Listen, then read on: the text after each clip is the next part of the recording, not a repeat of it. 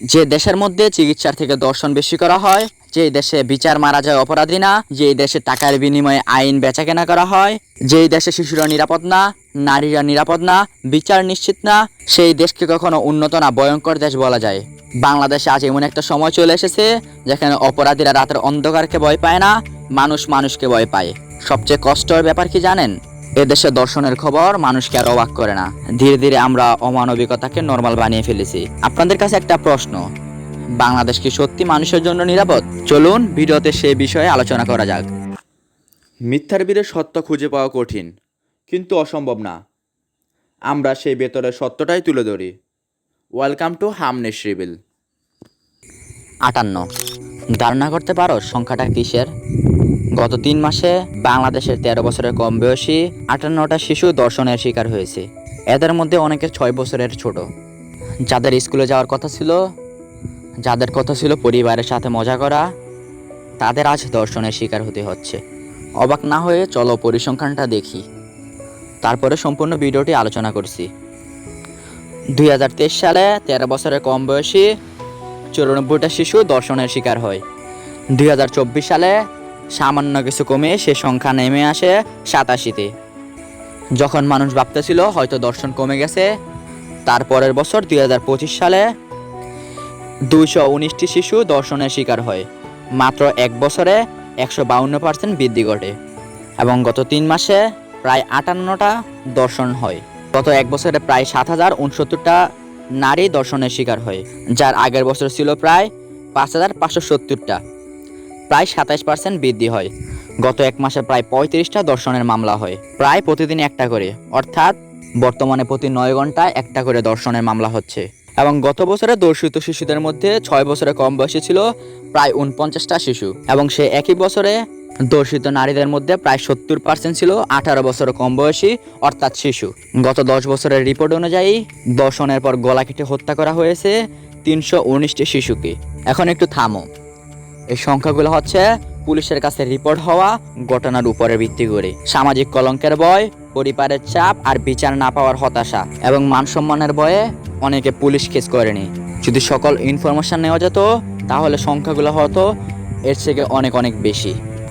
অর্থাৎ আমরা যা দেখছি আসল ছবিটা হবে এর চেয়ে বেশি ভয়ানক। কারা করছে এই অপরাধ? তুমি কি জানো? এই শিশুদের মঙ্গলবার সকাল 10:30টার দিকে রামিসাকে স্কুলে পাঠানোর জন্য খুঁজে পাচ্ছিলেন না মা। পরে ভবনের 3য় তলায় পাশের ফ্ল্যাটের সামনে দেখা যায় রামিসার একটি স্যান্ডেল। বেশিরভাগ দর্শন করেছে কারা? কোনো অচেনা দানব না, তারা হচ্ছে তোমার প্রতিবেশী, আত্মীয় কিংবা শিক্ষক। যে মানুষটাকে তুমি চাচা বলে ডাকো, যে মানুষটা তোমাকে ক্লাসে পড়ায়, যে মানুষটা তোমার পাশের বাড়িতে থাকে, সেই মানুষটা তোমাকে দর্শন করছে। ক্ষমতা, রাজনৈতিক চাপ, দুর্বল আইন, অর্থ সবকিছু মিলিয়ে ভিকটিমরা আজ ন্যায্য বিচার পাচ্ছে না। এটাই সেই সংস্কৃতি যেখানে অপরাধী নিজেই জানে তার কোনো কিছু হবে না, যার কারণে সে আরো অপরাধ করার সাহস পেয়ে যাচ্ছে। বাংলাদেশের আইনে ধর্ষণের সর্বোচ্চ শাস্তি হচ্ছে মৃত্যুদণ্ড। নারী ও শিশু নির্যাতন দমন আইনে 180 দিনের মধ্যে মামলা নিষ্পত্তি হওয়ার কথা। তাহলে প্রশ্ন হলো, ধর্ষণ কমছে না কেন? কারণ আইন আছে কিন্তু প্রয়োগ নেই। আপনাদের কাছে একটু ভয়াবহ বাস্তবতাটা তুলে ধরি। 2011 সাল থেকে 2018 সালের মধ্যে 6 জেলায় 4372টা ধর্ষণ মামলার মধ্যে দোষী সাব্যস্ত হয় মাত্র 5 জন। 2025 থেকে 26 সালে প্রায় 58% যৌন সহিংসতার কেসে কোনো তদন্ত কিংবা বিচার হয়নি, এবং তদন্ত করা মামলাগুলো চলে গড়ে প্রায় 10 বছরের মতো, অথবা তার থেকেও বেশি। ততদিনে সাক্ষীও হারিয়ে যায়, ভিকটিমও ভেঙে পড়ে। আবার অনেক অপরাধী রাজনীতি কিংবা ক্ষমতার কারণে মামলাই হয় না কিংবা পুলিশ মামলাই নেয় না।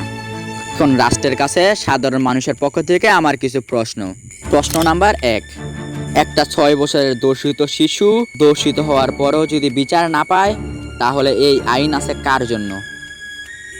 প্রশ্ন নাম্বার 2, যে পুলিশ অফিসার মামলা নিতে চায় না তার বিরুদ্ধে কখনো কোনো ব্যবস্থা নেওয়া হয়েছে? প্রশ্ন নাম্বার 3, রাজনৈতিক পরিচয় থাকলে কি আইন আলাদাভাবে কাজ করে? জিরো টলারেন্স মানে কি শুধু বক্তৃতায় নাকি বাস্তবেও?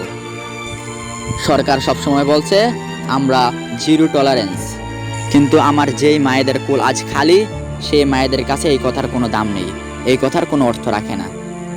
যে দেশে সাংবাদিকদের উচিত অন্যায়গুলো তুলে ধরা, অন্যায়ের প্রতিবাদ করা, মানুষকে সত্যি জানানো, সেই দেশের সাংবাদিকরা টাকার বিনিময়ে ক্ষমতার পিছনে এবং নেতাদের পিছে চাটাচাটি করে সেই সত্য তুলে ধরে না, অন্যায়ের প্রতিবাদ করে না। তাদের নিউজ সাংবাদিকরা এখন হয়ে গেছে ভিউ ব্যবসায়ী। কোন নেতা কী দিয়ে ভাত খেলো, কোন নেতার মেয়ে তাকে কি এগিয়ে দিয়েছে, কোন নেতা আজকে কই যাবে, এগুলা নিউজ হয়। অর্থাৎ যে নিউজগুলো গুরুত্বপূর্ণ সেই নিউজগুলো না করে তারা এসব করছে। তাহলে দেশের অন্যায় তুলে ধরবে কারা? আইনের কাজ যখন টাকার বিনিময়ে অপরাধীকে ছেড়ে দেওয়া, টাকার বিনিময়ে বিচার করা, ক্ষমতার কারণে বিশেষ ছাড় দেওয়া, আলাদা আলাদা মানুষের জন্য আলাদা আলাদা আইন করা এবং সামান্য কিছু অর্থের কারণে নিজেদের বিক্রি করা হয়, তখন সেই দেশে কি কখনো অন্যায় থামবে? এই দেশে আইন এবং সাংবাদিকদের কাজ কি? প্রশ্নটা আমার জনগণের কাছে। এই দেশে ন্যায় বিচার পেতে হলো টাকা লাগে, ক্ষমতা লাগে, পরিচয় লাগে। গরিব মায়েদের কান্না এবং ভিকটিম বাবা মায়ের কান্নার কোনো দাম নেই এই সিস্টেমের কাছে।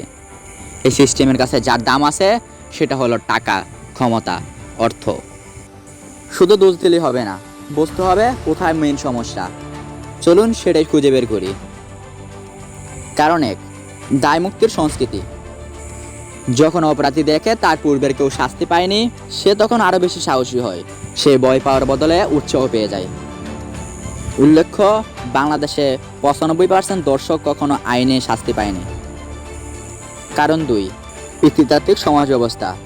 এই সমাজে শিশু নারীদের সম্পত্তি হিসেবে দেখা হয়।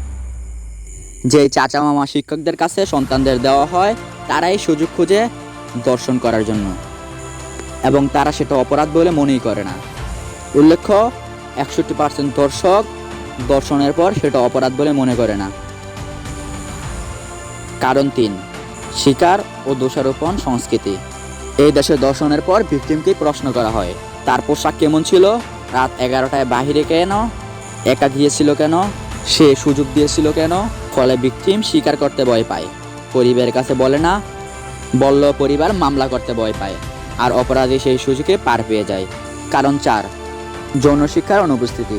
শিশুরা শরীর, সম্মতি ও সীমানা সম্পর্কে শিখে না। বাড়িতেও তাদেরকে এ বিষয়ে শেখানো হয় না।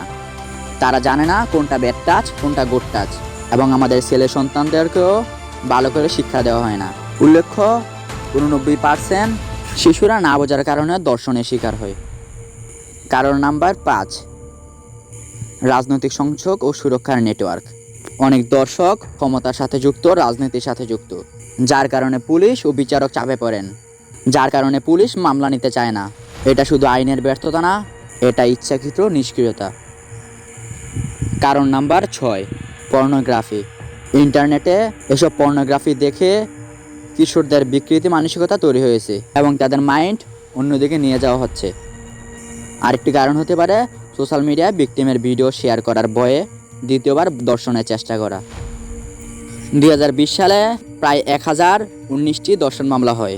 2021 সালে সে সংখ্যা কমে 986টি হয়। 2022 সালে সে সংখ্যা আরও কমে দাঁড়ায় 561টিতে। 2023 সালে সে সংখ্যা আসে 389তে। 2024 সালে সে সংখ্যা আসে 4394টিতে। হঠাৎ ভয়াবহভাবে বৃদ্ধি ঘটে। 2025 সালে সে সংখ্যা এসে দাঁড়ায় 7069টিতে। এর পেছনে কারণ কি? এর পেছনে সবচেয়ে বড় কারণ হচ্ছে শাস্তি না হওয়া। স্কুল, কলেজ, মাদ্রাসা, যেখানে শিশুদের জন্য নিরাপদ হওয়ার কথা, সেখানেও দর্শন হচ্ছে। তাহলে প্রশ্ন হচ্ছে, শিশুরা নিরাপদ কোথায়? দেশে এই দর্শন বন্ধ করার জন্য কি করা যেতে পারে? প্রথমত, দেশে শরিয়া ভিত্তিক আইন প্রতিষ্ঠা করা। যখন শরিয়া ভিত্তিক আইন প্রতিষ্ঠিত হবে, দর্শকের শাস্তি সবার সামনে হবে, প্রকাশ্যে দর্শকের শাস্তি হবে, তখন অন্য দর্শকরা ভয়ে এসব ছেড়ে দিবে। দর্শনের সংখ্যা আস্তে আস্তে কমে যাবে। যদি শরিয়া ভিত্তিক আইন বাস্তবায়ন করা সম্ভব না হয়, তাহলেও আরও কিছু করা যেতে পারে। যেমন পরিবারকে শিখাতে হবে কোনটা ব্যাড টাচ, কোনটা গুড টাচ, কিভাবে এসব প্রতিরোধ করা যায়, কিভাবে সচেতন হওয়া যায়, কিভাবে সতর্ক হওয়া যায়। সমাজের কিছু কাজ হচ্ছে অপরাধীকে আড়ালে দেওয়া বন্ধ করা, ভিকটিমের পাশে দাঁড়ানো, সাক্ষী হওয়ার মতো সাহস রাখা, সচেতনমূলক প্রোগ্রাম করা, প্রতিটি পাড়া কিংবা গ্রামে সুরক্ষা কমিটি গঠন করা, যারা অন্যায়ের বিরুদ্ধে কাজ করবে শিশুদের সুরক্ষা দেবে এবং অপরাধীদের শাস্তি দেবে, আইনের হাতে তুলে দেবে। সর্বশেষে রাষ্ট্রের কাছে সাধারণ মানুষের পক্ষ থেকে আমার কিছু সুনির্দিষ্ট দাবি আছে। দর্শকদের সর্বোচ্চ শাস্তি নিশ্চিত করতে হবে। শিশু দর্শন মামলায় 90 দিনের মধ্যে বিচার সম্পূর্ণ করতে হবে। ভিকটিমদের পরিচয় সম্পূর্ণ গোপন রাখা, অর্থাৎ মিডিয়া কভারেজ না করা। স্বজনপ্রীতি কিংবা মামলা আটকানোর চেষ্টা করলে সংশ্লিষ্ট পুলিশ কর্মকর্তার বিরুদ্ধে সর্বোচ্চ শাস্তি নিশ্চিত করা, ভিকটিমের জন্য সরকারি বিনামূল্যে আইনজীবী নিয়োগ করা, যৌন অপরাধীদের জাতীয় রেজিস্ট্রি তৈরি করা, অনলাইন রিপোর্টিং সিস্টেম চালু করা, অর্থাৎ বাসায় বসেও অভিযোগ করা যাবে, থানায় যাওয়া লাগবে না। রাজনৈতিক পরিচয়, ক্ষমতা, টাকা এসব না দেখে একমাত্র অপরাধীকে দেখে তার শাস্তি নিশ্চিত করা। এই আইনগুলো যদি বাধ্যবাধকতা করা যায় এবং আমাদের জন্য কার্যকর করা যায়, তাহলে অপরাধগুলো কমে আসবে, মানুষ সচেতন হবে, দর্শক ভয় পাবে। সর্বশেষে বলতে চাই, যে দেশ কখনো শিশুদের রক্ষা করতে পারে না, সেই দেশ কখনো সভ্য হতে পারে না। মনে রাখবেন, একটা জাতি তখনই ধ্বংস হতে শুরু করে যখন তারা অন্যায় দেখে চুপ থাকে। বাংলাদেশ এখনো বদলাতে পারে, তার জন্য দরকার আইনের বয়, মানবিক শিক্ষা আর মানুষের বিবেক। সবচেয়ে বেশি যেটা প্রয়োজন সেটা হচ্ছে অন্যায়ের প্রতিবাদ গড়ে তোলা। চুপ থাকা মানে সম্মতি দেওয়া। তাই আজ থেকে তুমি কথা বলো, তুমি অন্যায়ের প্রতিবাদ করো। তোমার দেখা দেখি অপরজন সাহস পাবে, সেও অন্যায়ের প্রতিবাদ করবে। এভাবে একদিন আমাদের সমাজ থেকে, আমাদের দেশ থেকে অন্যায় শেষ হয়ে যাবে ইনশাল্লাহ।